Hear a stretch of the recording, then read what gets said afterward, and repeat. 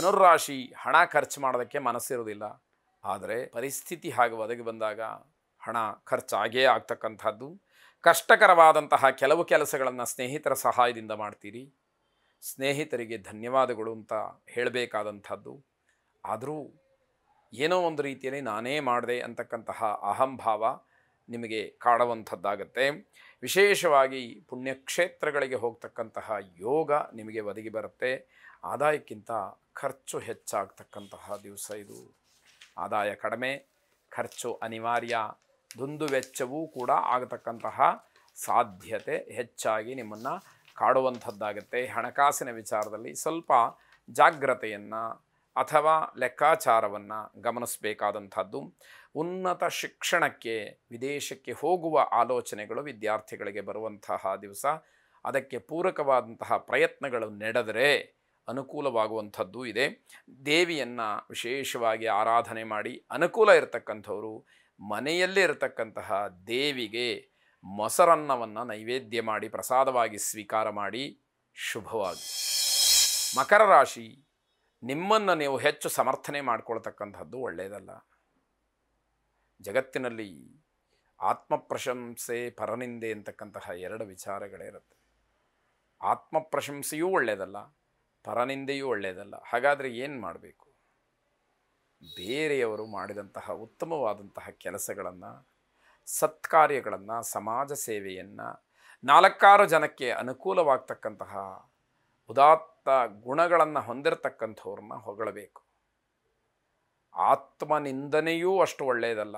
ಹಾಗಂತ ಆತ್ಮ ಪ್ರಶಂಸೆಗಿಂತ ಅದು ಒಳ್ಳೆಯದು ಅನ್ನುವಂತಹ ಮಾತನ್ನು ಹೇಳಬೇಕಾದಂಥದ್ದಿರುತ್ತೆ. ಬೇರೆಯವರ ಉತ್ತಮರ ರೀತಿಯಲ್ಲಿ ನಾನು ಆಗಬೇಕು ಅನ್ನುವಂತಹ ಭಾವನೆ ಮೂಡಬೇಕಾದಂಥದ್ದು. ಗಂಭೀರವಾದಂತಹ ಚಿಂತನೆ, ತಾಳ್ಮೆ, ಇದರಿಂದ ಮಾಡಿದಂತಹ ಕೆಲಸಗಳು ಪರಿಪೂರ್ಣವಾಗಿ ನಿಮಗೆ ಫಲವನ್ನು ನೀಡ್ತಕ್ಕಂಥದ್ದು. ಅಂತಹ ಯೋಗ ಈ ದಿವಸ ಕೂಡಿ ಬಂದಿದೆ. ನಿಮ್ಮ ಪರಿಶ್ರಮಕ್ಕೆ ತಕ್ಕ ಪ್ರತಿಫಲ ದೊರೆಯುತ್ತೆ. ಇದು ಲೌಕಿಕವಾಗಿ ಆನಂದವನ್ನು ಕೊಡ್ತಕ್ಕಂಥದ್ದು. ಸ್ನೇಹಿತರು, ಬಂಧುಗಳು, ಗಣ್ಯರು ನಿಮಗೊಂದಷ್ಟು ಸಹಾಯ ಮಾಡೋದಕ್ಕೆ ಚಿಂತನೆಯನ್ನು ನಡೆಸ್ತಾರೆ. ಭೂ ವ್ಯವಹಾರ ಮಾಡುವಂಥವರಿಗೆ ಬಹಳ ಉತ್ತಮವಾದಂತಹ ಸಮಯ ಇದು, ಉತ್ತಮವಾದಂತಹ ದಿವಸ. ಗಣಪತಿಯನ್ನು ಪ್ರಾರ್ಥನೆ ಮಾಡಿ. ವಿನಾಯಕ ನಮಸ್ತುಭ್ಯಂ ಸತತಂ ಮೋದಕಪ್ರಿಯ ನಿರ್ವಿಘ್ನಂ ಕುರು ಮೇ ದೇವ ಸರ್ವ ಕಾರ್ಯೇಷು ಸರ್ವದಾ ಎಂಬ ಪ್ರಾರ್ಥನೆ ಇರಲಿ. ಶುಭವಾಗಿ. ಕುಂಭರಾಶಿ, ನೀವು ಅಂದುಕೊಂಡಂತಹ ಕೆಲಸ ಆಗಬೇಕಾದ್ರೆ ಸ್ವಲ್ಪ ಕಷ್ಟ ಇದೆ. ತುಂಬ ಪ್ರಯತ್ನಗಳು ನಡಿಬೇಕಾದಂಥದ್ದಿರುತ್ತೆ. ಕುಟುಂಬದವರ ಜೊತೆಯಲ್ಲಿ ಹೆಚ್ಚು ಸಮಯವನ್ನು ಕಳೆಯೋದಕ್ಕೆ ಅವಕಾಶಗಳಿದೆ. ಅದು ಯೋಗ ಅನ್ನುವ ರೀತಿಯಲ್ಲಿ ಅರ್ಥೈಸಬೇಕು. ಅದರ ಕಡೆ ಗಮನವನ್ನು ಕೊಡಿ. ನಿಮ್ಮ ಕೋಪವನ್ನು ನಿಯಂತ್ರಣ ಮಾಡಿ. ದಾರಿಯಲ್ಲೇ ಜಗಳವಾಗ್ತಕ್ಕಂತಹ ಸಾಧ್ಯತೆ ಇದೆ. ಯಾವುದಾರ ಕೆಲಸಕ್ಕೆ ಹೋದರೆ ಆ ಹೋಗುವಾಗಲೇ ಜಗಳ ಆಗತ್ತೆ ಅನ್ನುವಂತಹ ಸೂಚನೆಗಳಿದೆ. ಆದಷ್ಟು ಅದನ್ನು ನಿಯಂತ್ರಣ ಮಾಡಿ ಎನ್ನುವಂಥದ್ದು. ಕುಟುಂಬ ಸದಸ್ಯರ ಜೊತೆಯಲ್ಲಿ ಧಾರ್ಮಿಕ ಸ್ಥಳಕ್ಕೆ ಭೇಟಿಯನ್ನು ಕೊಡಬಹುದು. ನೀವು ಎಲ್ಲಿಗೇ ಹೋಗಿ, ದೇವಸ್ಥಾನಕ್ಕೆ ಹೋಗಿ, ಮಠಕ್ಕೆ ಹೋಗಿ, ಮಂದಿರಕ್ಕೆ ಹೋಗಿ, ಆದರೆ ನಿಮ್ಮ ಮನಸ್ಸು ಪರಿಶುಭ್ರವಾಗಿರಬೇಕು.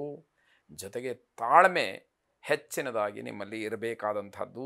ನಿಮ್ಮ ಮನಸ್ಸಿನಲ್ಲಿ ಋಣಾತ್ಮಕವಾದಂತಹ ಆಲೋಚನೆಗಳೇ ಹೆಚ್ಚು ಬರುತ್ತೆ. ಹೋಗ್ತಾ ಇರೋದು ದೇವಸ್ಥಾನಕ್ಕೆ, ಆಲೋಚನೆ ಮಾಡುವಂಥದ್ದು ಬೇರೆ ಬೇರೆ. ಇದು ಆಗಬಾರದು ಅನ್ನುವಂಥದ್ದು. ಭದ್ರಕಾಳಿಯ ಪ್ರಾರ್ಥನೆಯನ್ನು ಮಾಡಿ. ಶುಭವಾಗಿ.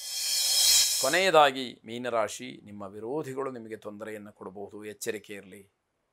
ವಿರೋಧಿಗಳ ಬಗ್ಗೆ ಯಾವಾಗಲೂ ಕೂಡ ಒಂದು ಎಚ್ಚರಿಕೆಯ ಕಣ್ಣನ್ನು ಇಟ್ಟಿರಬೇಕಾದಂಥದ್ದು. ಸಾಮಾಜಿಕವಾದಂತಹ ವಲಯದಲ್ಲಿ, ಕ್ಷೇತ್ರದಲ್ಲಿ ಹೆಸರು ಮಾಡ್ತಕ್ಕಂತಹ ಯೋಗ ನಿಮಗಿದೆ. ಸಮಾಜಮುಖಿಯಾದಂತಹ ಕೆಲಸಗಳು ನಿಮ್ಮ ಗೌರವವನ್ನು ಹೆಚ್ಚು ಮಾಡ್ತಕ್ಕಂಥದ್ದಾಗತ್ತೆ. ವಿರೋಧಿಗಳಿಂದ ಮಾನಸಿಕವಾದಂತಹ ಭಯ, ಆತಂಕ, ತಳಮಳ ಹೆಚ್ಚಾಗ್ತಕ್ಕಂಥದ್ದು. ಯಾವ ಕ್ಷಣದಲ್ಲಿ ಏನು ತೊಂದರೆ ಮಾಡ್ತಾರೋ ಅನ್ನುವಂತಹ ಭಯ ನಿಮ್ಮನ್ನು ಕಾಡುವಂಥದ್ದಾಗತ್ತೆ. ಅಗತ್ಯವಿರುವಂತಹ ಕೆಲಸಗಳಿಗೆ, ಅಗತ್ಯ ಇರತಕ್ಕಂತಹ ವಿಚಾರಗಳಿಗೆ ಬಂಧುಗಳ ಸಹಾಯವನ್ನು ಬೇಡಿ. ಅವರ ಸಹಾಯ ನಿಮಗೆ ಸಿಕ್ಕುವಂಥದ್ದಾಗತ್ತೆ.